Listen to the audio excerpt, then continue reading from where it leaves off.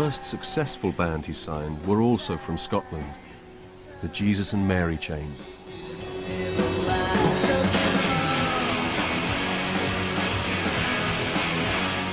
We done a sound check, first ever gig. It was our first ever gig at all. We stood on stage.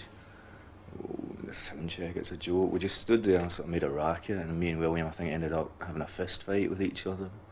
And Alan just ran up and said, "That's it, I want to sign you, 5-album deal." And we went, "Oh?" We were standing there thinking we'd just blown it, and it turns out that we'd just done exactly what was necessary. When I was working at Melody Maker, I was the reviews editor many years ago. Alan came in the office. He was this little feisty little Scots bloke who had his own label and his own band, and he said, "I have discovered the greatest rock and roll band in the world, and they are called the Jesus and Mary Chain." And everybody went, "Yeah." And then, 3 weeks later, everybody's going, "Yeah."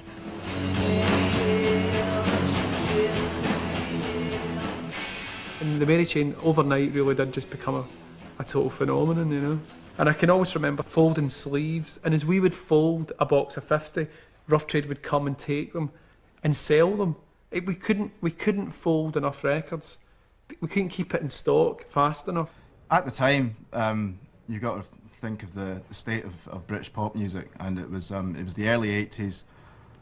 Everyone was trying to sound so bloody bright and shiny and new, and it was the great new pop explosion, and some of that was all right, but ultimately it was just trash.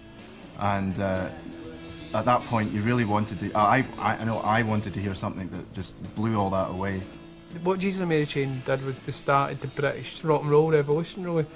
If you didn't have the Jesus and Mary Chain, you wouldn't have had like the Stone Roses or Primal Scream, and if you didn't have like the Stone Roses, you wouldn't have had like Oasis. So it's kind of like there is a real real markers. We had a contract with Alan at that time, and it's laughable. It's a piece of paper. A manager that came after Alan, I got a contract with him, and it was like a phone book. I was like, what? It's like, Jesus, it's like, you fire me, I get your left leg kind of sort of contract, you know what I mean? Creation at this time was still run out of McGee's bedroom in Tooting. The company simply wasn't big enough to cope with the success of the Jesus and Mary Chain. We met Alan in a Burger King, and stylish guys that we are, and I think he sort of expected something was about to go down. We just sort of said, "Hi Alan, I've got something to tell you, no offence, but you're fired." And it was a kind of surreal moment, because he kind of sort of said, "Well, I was expecting it, blah blah blah." We had a cup of coffee together, or even chatted for a bit, and then went our separate ways.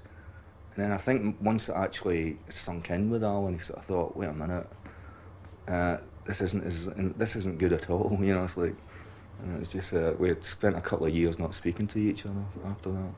I mean, I really truly thought I was managing the Pistols when I was managing the Mary Chain, and for a while I think they thought they were the Pistols. And when I stopped managing them, I always truly believed when I was managing them that they were going to become the biggest group in the world. I really believed they were the revolution. And I think I made them believe they were the revolution. And then when I stopped managing them, I don't think they suddenly got a bit scared and went, we're the Cocteau Twins, we're echoing the Bunnymen. When I was telling them, actually, you're the Pistols, you're the greatest, you know what I mean? And I think maybe, as much as maybe their business was better taken care of, than this kind of haphazard Scotsman taking care of it, I think maybe some of their self-belief maybe kind of walked out the door a little bit at that point as well. So but the best thing that happened to me anyway was getting sacked by the Mary Chain, because it made me have to made me have to go and start thinking about creation.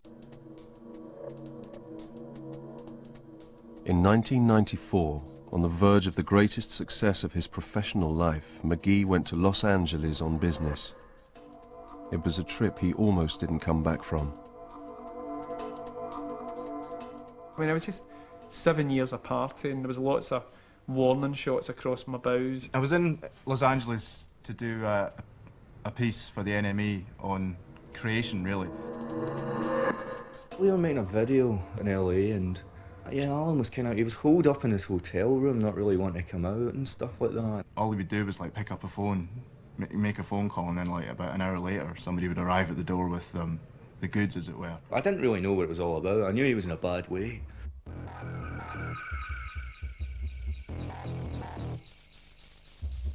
It was all Jack Daniels and Coke. I mean, that was like, we were drinking toasts, you know, at every given opportunity. Every now and again, Alan would just suddenly stand up, raise his glass and say, I'd like to drink a toast to The Clash. I thought he wasn't going out of the hotel, and then we were doing the video, and I turned around and Alan was sort of standing there, and I thought, fuck, he is, he's dead, he's a ghost.